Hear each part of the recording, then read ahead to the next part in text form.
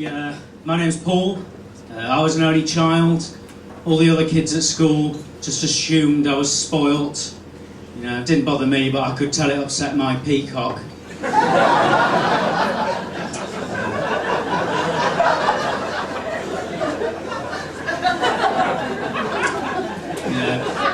Some people think that you shouldn't let an only child have pets, you know, because they're selfish and callous. Well, I wasn't. When my rabbit died, I cried all the way to the bin. See, I don't even think I was that spoilt, really. You know, I'm sure there's loads of people here that when they were kids they used to refuse to eat alphabetti spaghetti if they didn't like the font. So, as you probably guessed, a lot of my family are overweight. Whenever we ever get together, there's so many obesity scooters, it's like watching quadrophenia through a fairground mirror.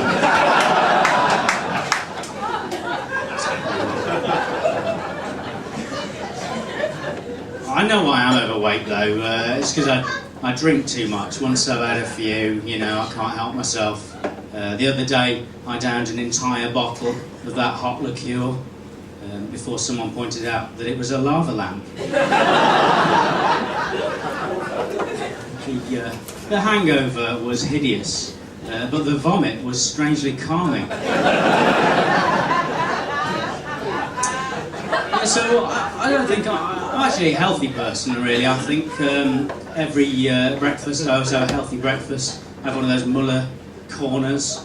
I really like the one with the rice in one side and the chicken curry in the other. They set you up for the day, they do. Yeah, but I get all my shopping delivered online now. I'm sure lots of people do it. It's very convenient. I just hate it when they substitute items for stuff they haven't got. You know, you get the little piece of paper through and they'll say, "Oh, sorry, we didn't have pork mince, so we sent you polo mince." "Sorry, we didn't have butternut squash, so we sent you Lurpak cashews and a bottle of Kiora." "Sorry, we didn't have Philadelphia, so we sent you Tom Hanks and Denzel Washington." In the Oscar-winning true story, Philadelphia. Next time I'm in Asda, I'm going to take a load of shopping up to the till, and when they ask me to pay, I'm going to say, "Oh, sorry, I haven't got pounds sterling. I'm going to pay with groats." Yeah, dips a bit at the end, that one. I was defrosting my freezer the other day. I don't know how long some of that food had been in there, but I found a box of fish fingers with Corporal Birdseye on the side. No, in all honesty, I have actually lost a bit of weight recently. You know, I would like to say that it was through exercise, but it wasn't. It was through diet. I ate a box of fish fingers with Corporal Birdseye, and the weight just drops off. So yeah, the woman over the road from me, she's been putting up posters. "Have you seen my cat?" What a show-off!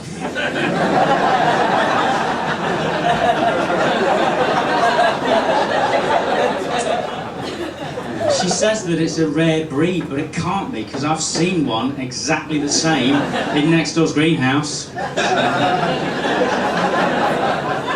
I don't really get on with my neighbours though. The guy who lives next door to me, incredibly inconsiderate man. I hear him banging and shouting right into the middle of the night. You know, it really puts me off my drumming. But he's not all bad though. I've got quite a lot to thank him for, really, because he's a very keen gardener. And if it wasn't for him, then I would have never have discovered the joys of slug breeding. It's a very rewarding hobby, is the slug husbandry.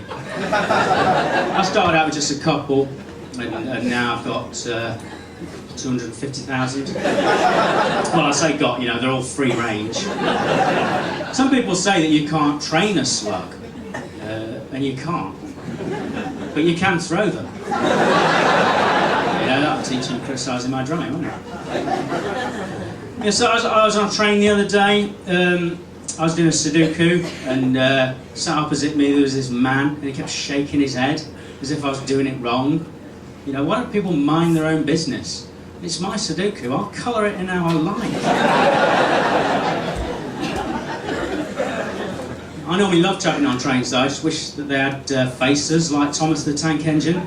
You know, that at least if they were late, they could look guilty. I'd forgive any late train that pulled into the station and went, sorry.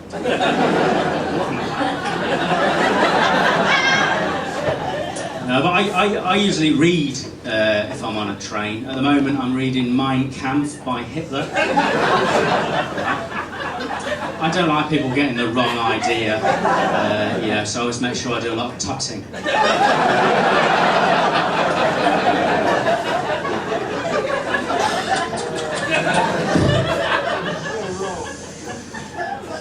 It's a bit much, isn't it?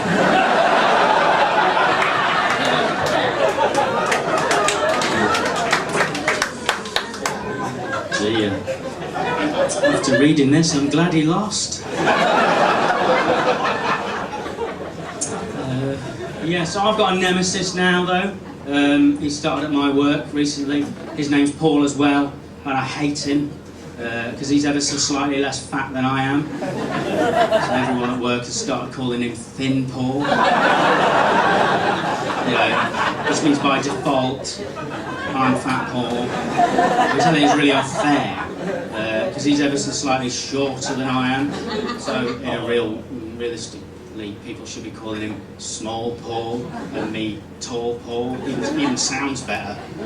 But apparently, calling someone small is offensive.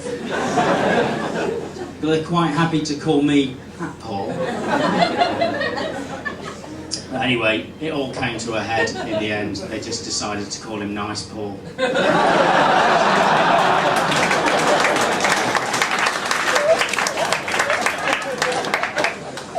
No, but I do feel lucky to have a job because there's so many people unemployed at the moment. It must be hard for everyone because not only do they have less money, the unemployed have less money coming in. You know, they've got to buy their own deodorant, unlike the rest of us with jobs that get it free from work. Yeah, we'll get it free from work. Yeah. Yeah. No. Everywhere I have ever worked, they've provided the deodorant.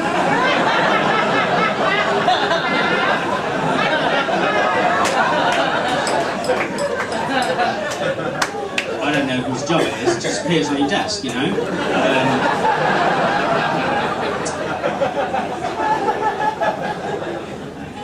Mouthwash, mints. Must be a London thing, yeah. No, I lost my train of thought now. Yeah, so I was alluding with the slugs and everything. I'm an animal lover. One thing I can't stand is people that abandon animals. You know, my dog was a rescue dog, and I rescued him personally because his previous owner had left him to die basically with no food and no water, just tied up outside Waitrose.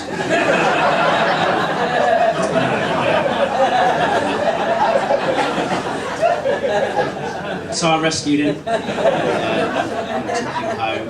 And what was really sick about the whole thing was that the person, his previous owner, when I went back the next week, they'd put a note up asking for him back. You know, obviously seeing the error of their ways, but there's no way that I was letting that dog go through all that again, because I don't know what they'd done to him, right? But he would not stop whimpering and crying, you know, for weeks. So, in the end, we had to have him put down.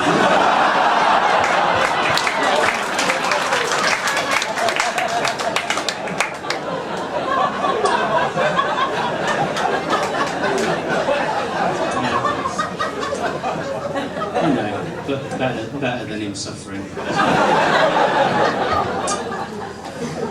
Yeah, so sorry to disappoint, but I'm married. I met my wife on the internet through internet dating. We were 100% match because we both lied about exactly the same things. And when I proposed to my wife, I wanted it to be a bit special, you know, something a bit different and not a cliche. So I did it at the bottom of the Eiffel Tower in Legoland. I thought I was being pretty brave, getting down on one knee in Legoland. You know, as anyone who's ever knelt on Lego will tell you. I'll probably get into trouble if I tell you this, but my wife, she likes role play in the bedroom. Yeah.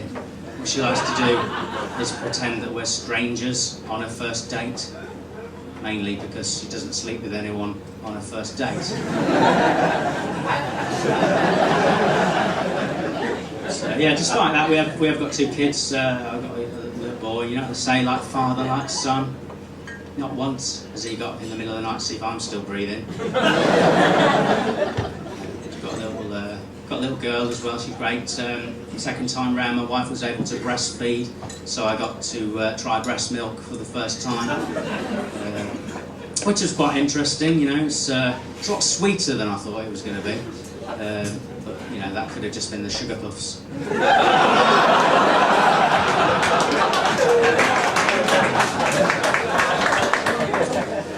Yeah, but my little daughter, she's great. She's got all these toys, you know, rings, balls, things to chew. Basically, you could give her dogs toys, and she wouldn't know the difference. The health visitor, she knew the difference. Yeah, she spotted her squeaky pork chop straight away, you know. Yeah, when my wife was pregnant this time, she gave up drinking, and I gave up drinking as well, you know, because I couldn't just sit there getting hammered every night, apparently. Right, my time's up, but enjoy the rest of your evening and have a great night. Thanks very much. Goodbye.